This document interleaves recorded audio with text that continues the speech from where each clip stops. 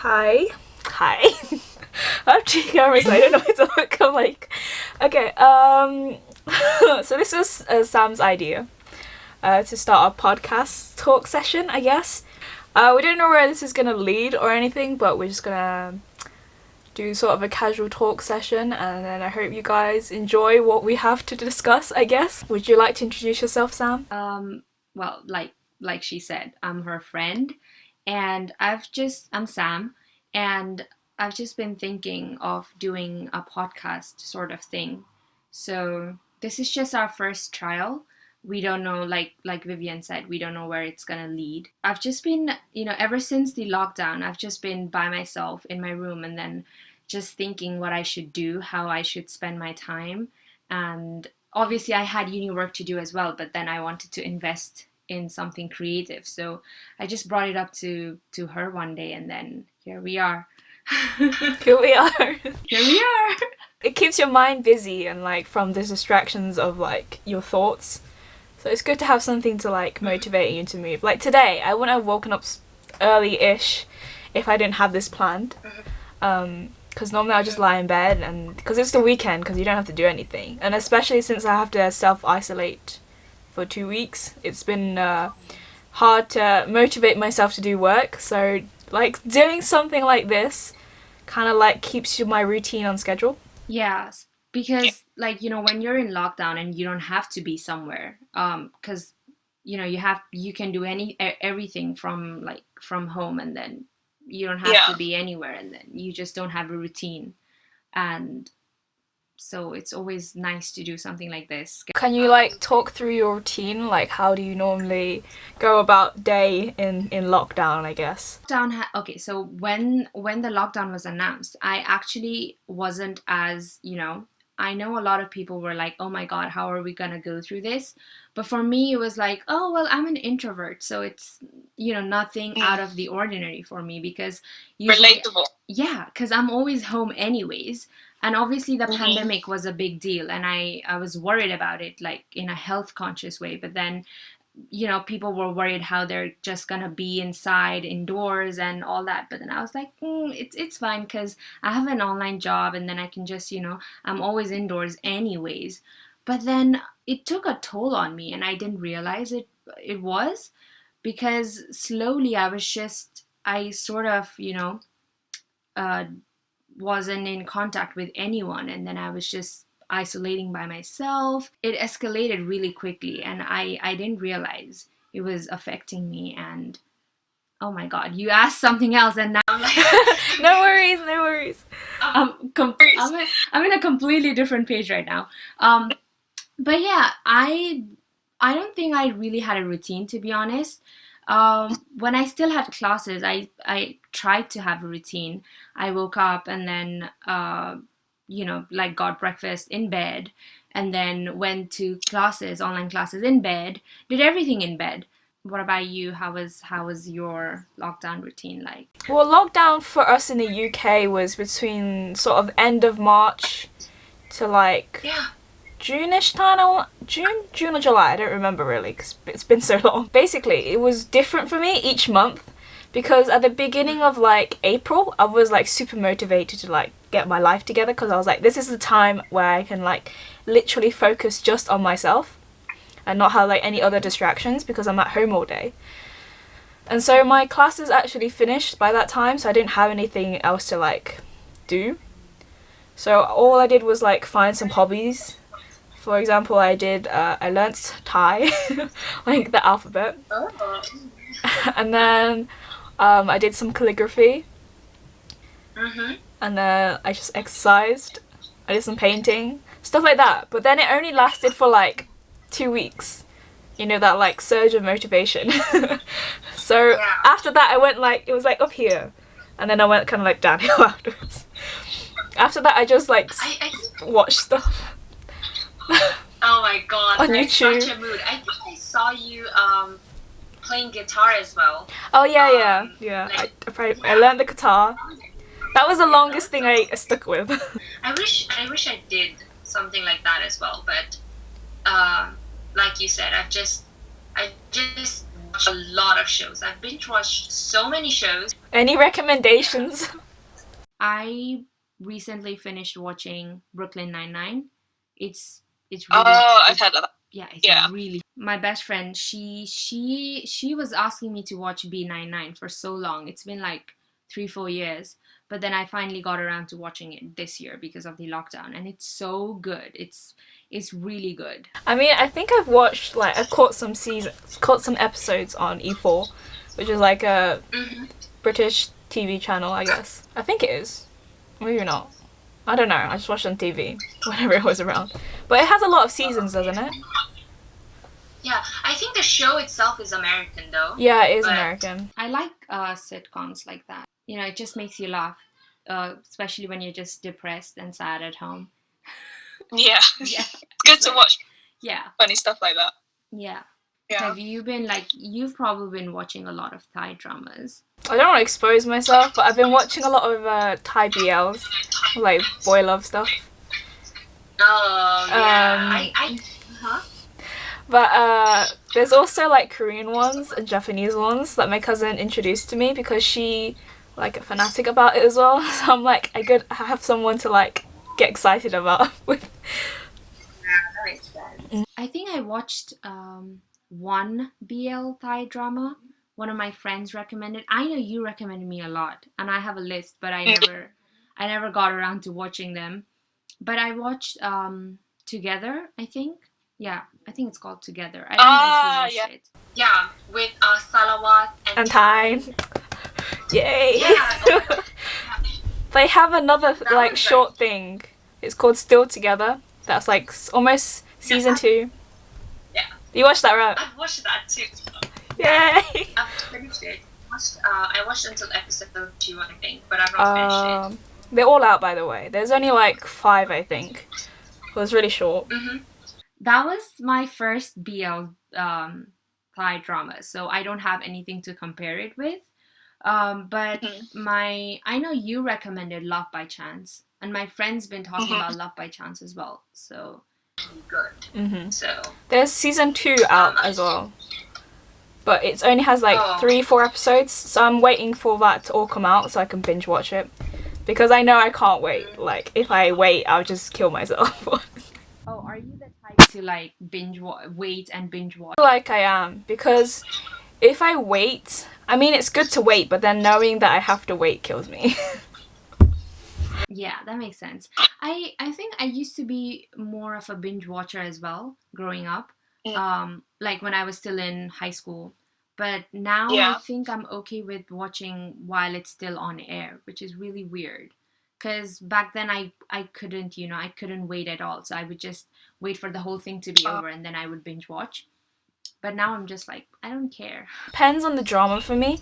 If it's an okay one, and then I can watch it as it goes. But if it's something that I really need to watch and been waiting for a long time, then yeah, I'll binge watch it. Love by Chance, I've been waiting for season 2 for ages. And knowing that one of the characters is not there, he broke up. I think it was A and Pete. They broke up. I'm sorry, spoilers. But he's not there, so I'm I have to wait until the whole thing comes out to see what happens. I think it's with A or Pete. I don't remember the names, but with one of them. No. So I'm I mean, fair enough. Yeah. That makes sense. I think I've lost my connection with K-dramas. Because back then I would be I couldn't wait. I would be so impatient. And I would just wait for the whole show to be over and then I would binge watch the whole thing. But nowadays I'm just I don't feel as much connection with the newer K-dramas, which is really weird for me because I've always felt this, I don't know what I mean when I say connection, but I've always felt this connection with K-dramas. But now I'm just I don't really vibe with the new K-dramas. Yeah, stuff what are the new ones? It's Not Okay to Be Okay. That's a really good one. I haven't watched it, but I've seen loads of people posting about it. So I'm maybe I should, because I haven't watched a new K-drama in a while. Because even if I do watch a K-drama, it'll be the old ones, Oh My Venus, or Birth of a Beauty, or She Was Pretty, all the old ones. But what about you? Are you holding up with uni work just fine? Not to like demotivate you or like be an example for anyone else, but during this like whole week, it's been very chaotic. Like I lost my almost like routine track. Like comparing from last week to this week is very very different. I mean, like last week I was like super hectic, super busy, and always like on stuff, on top of stuff, and got stuff done. But, like this week, I just like watched, like caught up on all like I don't know, like crack videos and like K-pop stuff on YouTube, and then I kind of lost my track of time, and so like my sleep schedule was all over the place. I don't know. I feel like online lectures is like there's an option. It feels like an option that you have to attend. So like, would I rather sleep in my bed rather than attend an online lecture at 10 o'clock in the morning? I'd rather choose the latter. So I'm like, I don't know. Which is really ironic in a way, because online lectures are supposed to be convenient. So you would expect people to turn up because it's so convenient, rather than getting up and then taking a shower and like getting dressed and being in class for face-to-face classes. Online classes are so much more convenient, so you would think that you would have more motivation to actually turn up for online classes, but then it's actually the opposite. Because you're just like you said, it's an option. Yeah, so you're like, do I have to go? So it's very hard to like motivate yourself, because you're like, oh, I can just turn it on like straight away. But then most of my lectures are like, oh, you have to turn on the camera. And I'm like, I look crap. Why would you want to see me when I look disgusting? Like my hair's up in a bun. I haven't showered in like 3-4 days. It is really difficult. And I think because of the pandemic and the lockdown itself, a lot of people are dealing with mental health issues. I mean, I know that I don't know if you want to share this, but you went through this type of issue during lockdown. I mean, I can relate to, because I felt that really strong urge to like almost give up life in a way during like June, July time. I just felt really sad and then like lonely almost, like, oh, like if I reach out to someone, would they actually care in a way, like you said when we met up last time? It was a lot, and then like I said, it was happening very slowly, in the sense that I didn't realize that it was happening to me, which is really saying something, because I say that I'm a very self-aware person, but then I was going through a lot, and then I didn't realize that I was. And I think because of the lockdown, it all just escalated. And like you said, I didn't know even if I reached out, anyone would care, because I felt like everyone was going through something. So I didn't know if I should reach out, And it was a lot.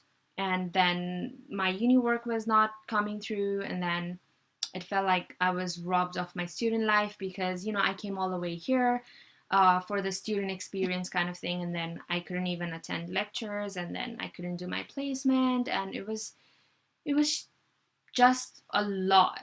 But now I'm thankfully doing better, but I'm scared again, because if there's a lockdown again, then what's gonna happen then? So That's true. it's just a lot of uncertainty until the pandemic is gone, I guess. And I don't know. I don't know what the new normal is gonna look like. I mean, life has just been messed up from the pandemic. I mean, like loads of people are hating on it because it's just like ruined their life in a way.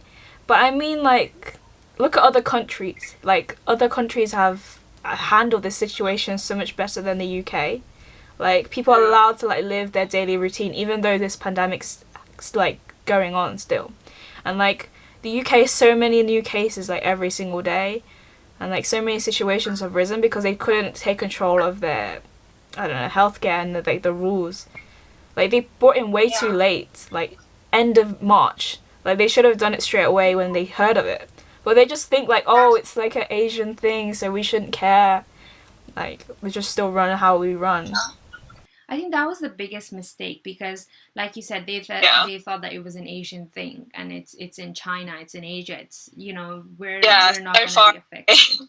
They should have taken action like really early on, like end of December, I guess, beginning of January, when it was like it was happening, but then they didn't. So the annoying thing was, like, even at airports, you know, when people came directly from Wuhan, the district that it started in, they didn't they didn't check them or anything. They just walked through. Like, that's the biggest concern for me, because they're the people who are actually, like, really high chance risk of having the virus, and they bring these people in and they affect everyone else.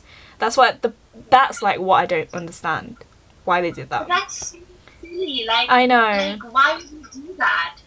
Oh my god, I wasn't aware of that. I know that Korea has had an experience with a pandemic like this before. So I think they knew what what to expect, sort of thing. But over here they just treated it as, like, so it's very foreign in a way over here. Like, we never had to deal with anything like this before, so I understand why it's like UK's are like all over the place, you know. Yeah, but I think we're still doing better. I mean, I'm glad they enforced rules, even though everyone hates it. I'm glad they still have rules enforced in a way to, like, control it. Like the 6 people limit and stuff like that. And I don't know why people have such a agenda against not wearing masks. Like, it's not a big deal. It's just a mask. Yeah. And I don't know why people don't want to wear it. And when it was first enforced, I would still see people not wearing it. And now I see more and more people, like, implementing it. Yeah. But then before, they were so against it. And it's so annoying. I would take the bus, and then people would wear masks, but, like, they wouldn't cover their nose. And I'm like you have to cover your nose. That problem, yeah, when it's just like this. I don't know why it was so difficult for them to, like, just wear a mask or just know how to wear a mask, because I'm from Asia, so wearing a mask is not a big deal for us. But over here they made, like, such a big deal about it, and even if they did pick up a mask to wear, they wouldn't do it properly. They would wear it below their nose, and I'm like, it's pointless if you don't cover your nose. I get you, because there's still people in my lectures, like the ones in sessions, who still wear it, like, here. So I'm like, what's the point of you wearing it if you don't cover, like, your nose and your mouth? Like, that's the, like, what's it called? That's why the mask was implemented in the first place. So it's a bit silly. It's not that complicated. It's I know. Not, I know. It's just a mask. You are supposed to wear it over your nose and mouth. Like, it's so funny. I've not been watching a lot of news about the pandemic, because when the lockdown first happened, I was, like, constantly checking the news. I was like, what's going on? When is this gonna be over, kind of thing. And then I realized that it would give me more anxiety in a way. I'd just be constantly checking the numbers, and then they would keep rising, and then nothing was working, and then I was just adding on to my own anxiety by checking the news all the time, like every few hours. But now I've just stopped. But I do know that the cases are rising every day, and that really scares me. I remember when it was just 3 cases in the UK, and then, like, a group of my friends were, 2 of my friends were discussing it, and I was like, oh yeah, oh my gosh, how is the UK gonna contain this? Because I know they have a really, like, bad track record of, like, containing viruses. So I was like, 3 people, that's, like, little, but, like, if it escalates, it's gonna affect tons of people's lives. And I was, like, super scared, even if the number was that small, because I know the virus is, like, super, like, high risk to contact. So I was like, more people are gonna the numbers are gonna keep rising. I was like you back then in, like, April time, checking almost, like, every single day. But I was like, then I realized this pandemic's gonna affect our lives for the next, I don't know how many years. It's, like, not just, like, a one quick thing. I feel like it's gonna affect everyone's lives more and more in the next coming years, to be honest. It has affected, pretty much everything, like the economy, and then our daily lives, and then our mental health, and it's so devastating. But I do know that they're doing, like, area lockdowns, so they're just locking down, like, certain areas, kind of thing. I'm not really aware how that works, but they were discussing that something like that might happen in London itself as well. Yeah. But I don't think they can, afford a full lockdown like before. I mean, it's not I don't want to put like all this negativity around this like pandemic and stuff, because in fact I feel like it's advanced, I don't know, human existence in a way. Like it's not all bad, because you know, from like World War I, World War II, like there was loads of like medical discoveries and new discoveries coming out. So I'm not saying, obviously it's bad, but I feel like there's some good stuff coming out of this. And I think we need people like you who think like that, because Oh yeah, I'm always like two-way thinking. yeah, because Yeah. definitely, because sometimes I'm just like looking just at the negative, because there's just, if you just look at the news as well, and if you just pop up on Twitter as well, it's like literally just negative stuff about the pandemic and everything. And we do need, sort of a bit of a positive thinking kind of approach. Because in China at the moment, like technology is like for paying for things. They use the mobile app called WeChat, and they just scan the QR code and it just pays like automatically. So they don't even, the existence of money is like almost non-existent. So having that brought into the UK due to the pandemic, because we're not allowed to have contact with money, because money's kind of like really dirty if you think about it in a way. And then bringing that over here, it's like really sped up almost like technological advancements. So like loads of businesses and stuff are using like automated things now. So I'm like, wow, that's how we're gonna start living. It's a horrible thing and it's devastating, but Yeah. at the same time you just learn to adapt and adjust, and then sort of invent new ways of surviving, kind of thing. Yeah. I think that's how our ancestors did it as well, and this is how like we evolved so much in a way, if you really think about it. So they had a crisis, they had crisis after crisis, and then they kept inventing and then making new ways of surviving. And I think that's what we're doing as well, which is really weird, because you're always reading about it in books and history books and science books, and I think we're sort of living it right now, which is why it's also so new to us. It kind of feels like we're almost in a book in a way. It feels like so surreal, like this is actually our situation that we have to deal with. Because it feels like... Sorry. Yeah. Go ahead. No, I was just gonna say something funny, because I'm not on TikTok or much, but then back then, like a few months ago, I would be on TikTok, and then I would see like in the year 2050, people would be, history books would talk about coronavirus from 2020. So you are right, we are like history in making in a way, in that sense, because this will be studied, and it will be in our history books, science books, or I don't know. Basically, people are gonna be, future generations are gonna study about this kind of thing. It's crazy to think that. No, like I didn't even imagine that was a like something that would like appear until you pointed out. I'm like, wow, that's actually true. Like we are history in the making. It's happening right now, which is why we don't realize it. But like you said, the WeChat thing, like you just pay, you just scan and pay. Like basically, we're just learning how to adapt, and we're overcoming a crisis, and we're sort of evolving in a way. If you look at it, if you really want to give a positive outlook to this whole pandemic thing, I feel like almost every decade or so, like a couple of decades, this is how situations will happen, because like World War I, and then there was World War II, and then there was like all these other events. Like I feel like they're implemented into existence for a reason, so we can almost like get something out of it in a way. Like we have to overcome something bad to get something better. Yeah, that's a really positive way to look at it. I think people think that way, but that's how I think. No, but that is so important. Like I said, we really need people like you to think in this way, because I cannot speak for everyone, but I know there are people out there who are like me, who are just gonna, be really anxious, and then, because everything is uncertain right now. Like literally nothing is certain right now. Yeah. And it's just so bad that we don't look at the bigger picture in a positive way. We're just looking at the negatives. So looking at the pandemic in this way is really, really new and interesting as well. And we really need that sort of perspective because everything's just negative and uncertain right now. So Yeah.